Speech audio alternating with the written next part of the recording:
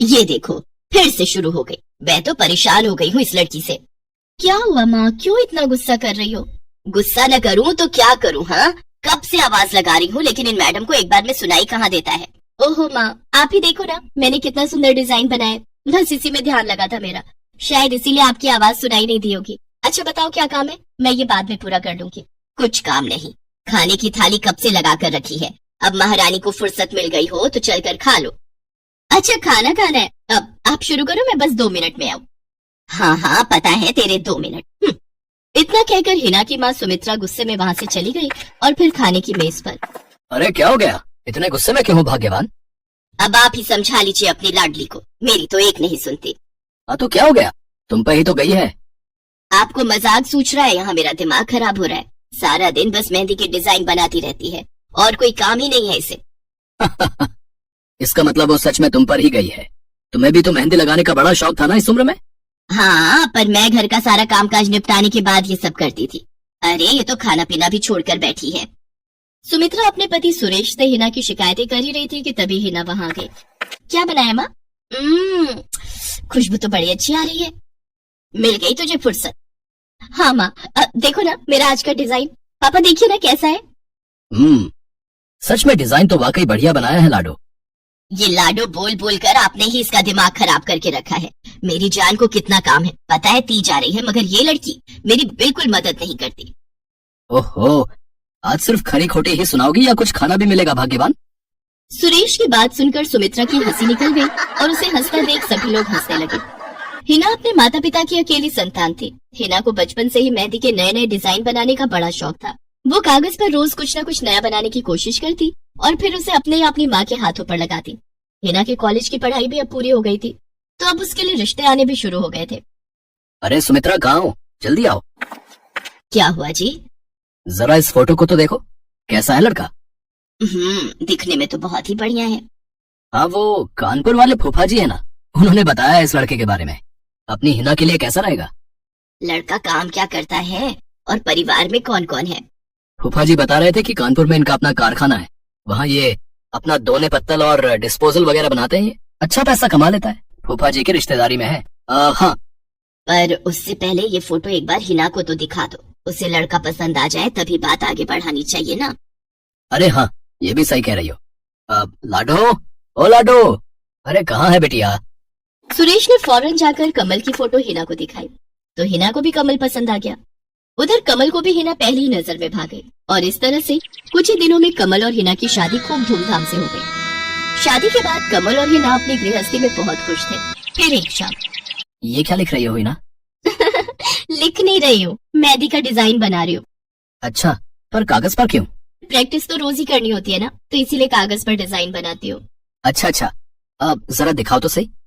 अरे वाह, ये डिजाइन क्या सच में तुमने बनाया है?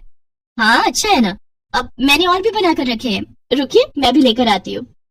हिना ने अपने बनाए सारे डिजाइन कमल को दिखाए जो कमल को बहुत पसंद आए और उसने हिना की खूब तारीफ की। सब कुछ अच्छा चल रहा था और ऐसे ही हंसी खुशी दिन बीत रहे थे, लेकिन फिर एक सुबह। हेलो, क्या हुआ राठी जी, इतनी सुबह सुबह फोन क्यों किया?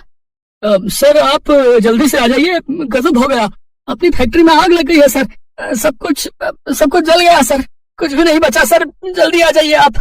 फोन पर अपने मैनेजर की बात सुनकर कमल के पैरों तले जमीन खिसक गई। फैक्ट्री पहुंचा तो देखा वाकई फैक्ट्री पूरी तरह से जल रही थी। तभी एक जलती हुई बड़ी सी लकड़ी कमल पर आके गिरी, जिसकी वजह से वो बुरी तरह झुलस गया। उसे फौरन अस्पताल पहुंचाया गया और यहाँ से सब कुछ बदल गया। फैक्ट्री के काम को बढ़ाने के लिए कमल ने हाल ही में कई सारी नई मशीनें लोन पर खरीदी थी। मशीनें तो नहीं बची, लेकिन लोन चुकाने के चक्कर में पहले कमल की गाड़ी बिकी और फिर घर। मजबूर होकर कमल और हिना किराए के मकान में रहने लगे थे। फिलहाल कमल की हालत ऐसी नहीं थी कि वो कोई और काम कर सके। ऐसे में हिना ने घर चलाने का जिम्मा उठाया और वो घर घर जाकर औरतों के हाथों पर मेहंदी लगाने लगी। हालांकि इस काम से उसे बहुत कम पैसे ही मिल पा रहे थे, लेकिन हिना फिर भी पूरी मेहनत कर रही थी। क्या से क्या हो गया ना हिना, मैं किसी काम का नहीं रहा, हम बर्बाद हो गए। मैंने कहा था तुम्हें रानी बनाकर रखूंगा, मगर मेरे रहते हुए भी तुम्हें कितना संघर्ष करना पड़ रहा है। ऐसा क्यों कह रहे हैं आप बिल्कुल चिंता मत कीजिए, देखना धीरे धीरे सब ठीक हो जाएगा। हिना चाहती थी कि वो अपना एक पार्लर खोले, लेकिन फिलहाल ये मुमकिन नहीं था।